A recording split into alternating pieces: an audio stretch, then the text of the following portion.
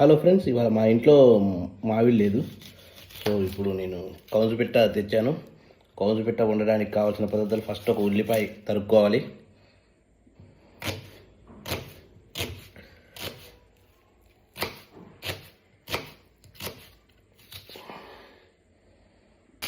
కౌజుపిట్ట తెచ్చాను. ఈ విధంగా ఉంటుంది కౌజుపిట్ట. దీన్ని ఇప్పుడు చిన్నగా ముక్కలు కొయ్యాలి.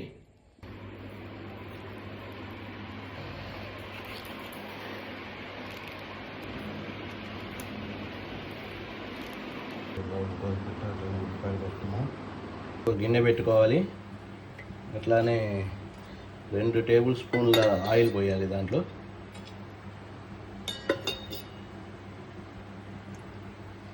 యాలక్కాయలు అర్థం చేసుకోవాలి. ఆయిల్ కొంచెం వేగాక అట్లానే 2 లవంగాలు వేయాలి,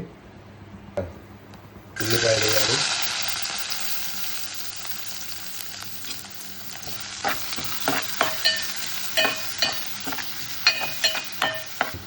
పచ్చిమిర్చి వేయాలి.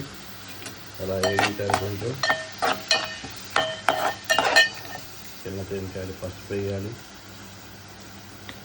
అలాగే ఉల్లిపాయలు వేగడానికి తగినంత ఉప్పు వేయాలి. ఎప్పుడు మా అమ్మ మాకు అల్లం వెల్లుల్లి పేస్ట్ పట్టిస్తుంది, చాలా బాగుంటుంది. ఈ అల్లం వెల్లుల్లి పేస్ట్ కూడా కొంచెం ఉల్లిపాయలు వేగాక వేయాలి. కొంచెం అల్లం వెల్లుల్లి పేస్ట్ వేసాము తగినంత. తర్వాత దాన్ని మనం మిక్స్ చేయాలి. పచ్చి వాసన పోయేంత వరకు వేయించాలి.